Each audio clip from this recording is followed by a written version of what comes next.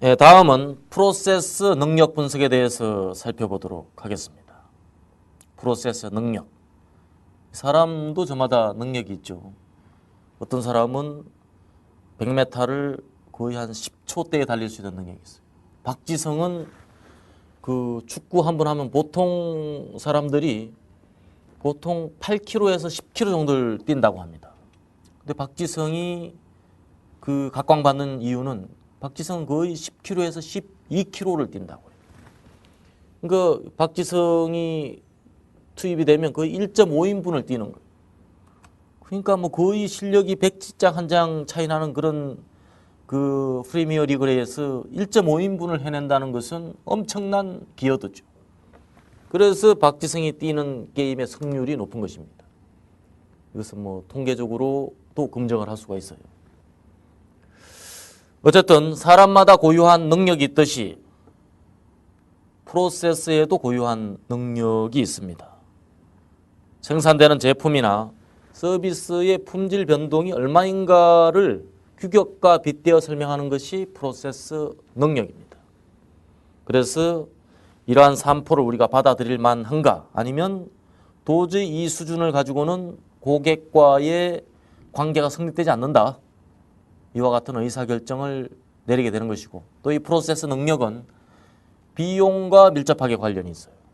프로세스 능력이 나쁘면 아무래도 불량품, 폐기되는 확률, 또 재작업되는 확률이 높을 수밖에 없어요. 그래서 단위당 생산되는 생산 코스트가 높아질 수밖에 없는 것입니다. 그래서 6시그마의 공정 능력은 시그마 수준이라고 제일 많이 표현을 합니다. 시그마 수준을 측정을 하게 되는데, 그 전에 앞서서 전통적인 지표를 먼저, 그 공정 능력 척도를 먼저 알아보도록 하겠습니다. 공정 능력을 구하기 위해서는 표준 편차를 알아야 됩니다. 이 공정 능력이라는 것은 평균과 규격 사이에 표준 편차가 몇 개가 들어가느냐, 이게 시그마 수준이라고 제가 말씀을 드리지 않았습니까? 그래서 표준 편차를 아는 게 첫 번째입니다. 근데 이 표준 편차를 측정하는 방법은 아까 그 말씀드린 표준 편차, 전체 개별적인 데이터를 평균을 빼고 제곱해서 n으로 나눈 것, 거기에 루트를 씌운 게 표준 편차입니다. 이 표준 편차를 이용하는 방법. 그 다음에 두 번째는 로우 데이터를 이용해서 도수 분포표를 작성하고 또 표준 편차를 구하는 방식이 있어요. 요즘에 이제 여러 가지 통계적 그 소프트웨어, 패키지가 많이 나오고, 이런 방식은 잘 사용하지 않죠.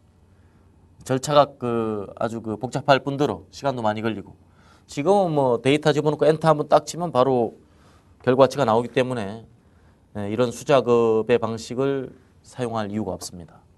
세 번째로 주로 관리도에서 사용되는 방식이 있는데요. 흔히 D2분의 R바,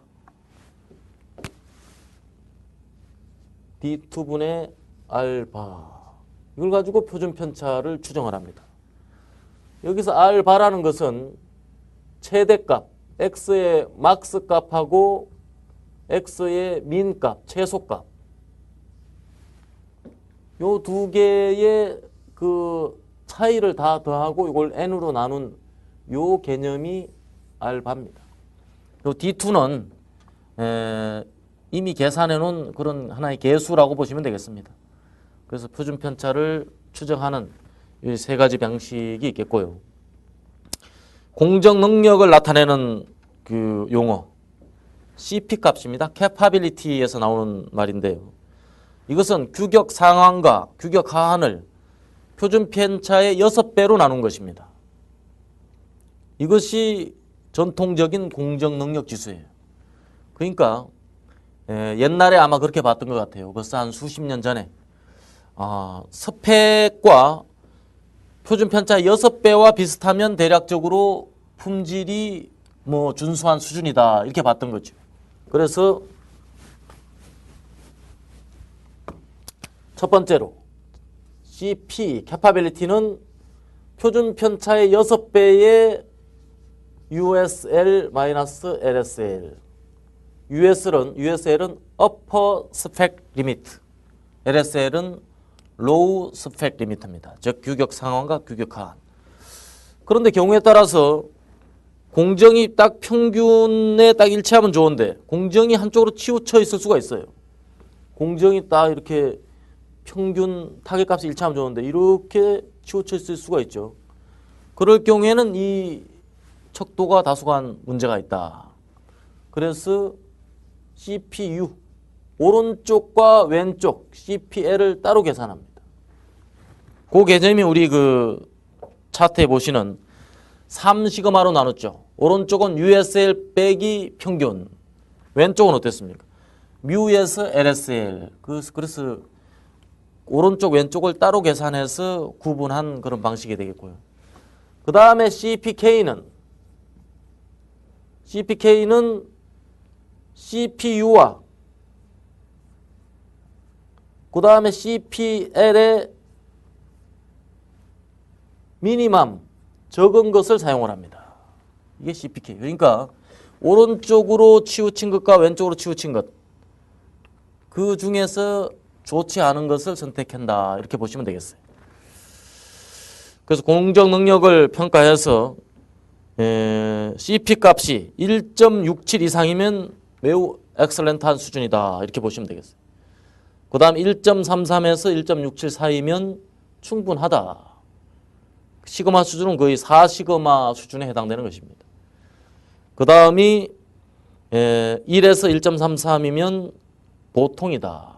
그 다음에 그 이하면 공정 능력이 충분하지 않다. 이와 같이 해석을 할 수가 있겠습니다. 그 다음에 이제 그 G값. 이 G값이라는 것은 시그마 수준하고 똑같습니다. 그래서 우리 도표에서 보는 바와 같이 개별적인 데이터에서 그 평균을 뺀 것, 결국 개별적인 데이터의 규격이죠. 규격에서 평균을 뺀 것을 표준 편차로 나눈 것, 이것이 바로 G값입니다. 이것이 뭡니까? 시그마 수준이라고 우리가 볼 수 있어요. 그 다음에 이런 연속적인 데이터는 계산이 명확하지만 또 불연속 데이터, 우리가 흔히 이산형 데이터라고 합니다. 이산형 데이터는 시그마 수준의 어떤 측정이 다소간 차이가 있습니다. 그래서 우리가 defect per unit를 먼저 계산을 하고 그 다음에 DPO를 계산을 하게 됩니다. 그 다음에 이것을 가지고 DPMO로 계산해서 바로 보신 바와 같이 G값으로 변환을 하게 되는데요. 이 경우에는 확률을 근거해서 변환을 하게 되는 것입니다. 하나 예를 들어볼까요? 지금 그림에서 보시는 바와 같이 5개의 드릴 구멍이 있는 예가 나옵니다. 이미 제시가 됐던 사례가 되겠는데요. 이것을 고객 만족을 위한 설문지라고 작성을 하겠습니다. 항목은 5개가 있어요. 이것이 하나의 유니트입니다. 그 다음에 오퍼추니티 뭡니까? 그 안에 5개의 항목 하나하나가 오퍼추니티인 것입니다. 그 중에 이제 빨갛게 칠해져 있는 부분이 디펙트가 되겠는데요. 여기서는 어떻습니까? 디펙트가 크게 3개가 있고 오퍼추니티는 5개가 있죠. 유니트는 3개가 있기 때문에 총 그 DPMO를 우리가 바로 계산을 해낼 수가 있겠습니다. 그래서 계산을 해내면 보시는 바와 같이 41만 6,600 ppm이 나옵니다. 이것을 G값으로 변환을 하게 되면 1.7 시그마가 산출이 됩니다. 즉 1.7 시그마가 가지고 있는 확률 값이 41.6%다. 이와 같이 우리가 결론을 내릴 수가 있겠습니다.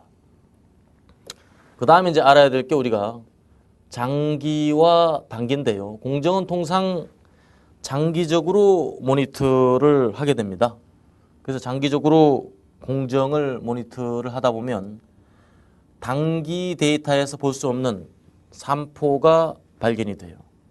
그래서 우리가 합리적인 서브 그룹이라고 하는데 얼마만큼의 주기 동안 또 한 주기당 몇 개의 샘플을 채취하느냐를 결정하는 것을 레이셔널 서브 그룹핑이라고 합니다. 이런 그 원칙에 근거해서 데이터를 수집할 때 비로소 장기적인 우리 공정을 대표한다고 볼 수가 있겠고요. 그러기 위해서 두 가지 변동을 구분해 내야 됩니다. 첫 번째는 군내 변동, 시그마 위딘이라고 합니다. 그래서 군내 변동은 그냥 똑같은 사람이 똑같은 방법으로 작업을 하는데 나타나는 변동이에요. 그래서 이것은 원인이 잘 규명이 안 되는 변동입니다. 우리 매일 똑같이 일을 해도 조금씩 일의 결과는 다릅니다. 미세하게. 이것을 우연 변동이라고 할 수가 있고요. 주로 기술적인 요인에 의해서 발생을 합니다. 프로세스에서 다수의 인자들, 비가 올 때 약간 좀 그 차이가 있는 것, 눈이 올 때 약간 차이가 있는 것, 그렇지만 그 차이가 어디에서 기인하는지 알 수 없는 것, 이게 우연 변동입니다.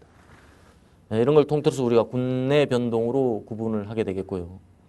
두 번째는 군간 변동입니다. 군간 변동은 로트와 로트 사이에 또는 작업조와 작업조 사이에, 흔히 우리 3교대, 4교대를 하게 되죠. 그럼 교대조 1조가 투입됐을 때와 2조가 투입이 됐을 때 결과가 차이가 있는 것, 이것은 군간 변동입니다. 즉 조의 변동이 생겨서 발생한 이유 있는 변동이 되겠죠. 그래서 우리가 개선의 방향을 설정할 때 크게 보면 기술적 관점에서 봐야 될 것과 또 산포적 관점에서 봐야 될 것이 있어요. 그래서 우리 그림에서 보시는 바와 같이 장기 공정 능력과 단기 공정 능력, 그 사이가 1.5 시그마 이상이면 이것은 관리의 문제입니다. 그래서 관리를 조금 더 정밀하게 해야 되는 이런 결과고요. 그 다음에 1.5 시그마 이하다. 그러면 이게 관리는 굉장히 좋은 거예요. 그 다음에 이제 거기에 비해서 현재 우리 공정 능력이 거의 4 시그마, 5 시그마 이상이다. 그렇게 되면 어떻습니까? 관리 능력도 우수하고 고유 기술 능력도 우수하다, 이렇게 볼 수가 있어요. 이게 이제 D 영역에 해당되는 것이고, D 영역을 지향하는 것이 바로 식스 시그마라고 하겠습니다. A 영역은 어떻습니까? 이것은 그 장기와 단기간의 산포도 크고 또 현재의 기술적인 능력도 취약한 상태예요. 이것도 식스 시그마를 통해서 향상을 시켜야 되는 그런 과제가 되겠고요. C 능력은 어떻습니까? 이건 고유 기술은 굉장히 부족한데 관리 능력은 우수한 그런 사례에 속합니다. 그래서 이 네 가지 유형으로 구분해서 이 개선의 방향성을 어떻게 수립해야 되는가를 결정하고자 할 때 흔히 사용하는 그런 차트라고 할 수가 있겠습니다. 오늘은 여기까지 해서 현 수준을 파악하는 방법에 대해서 학습을 하였습니다.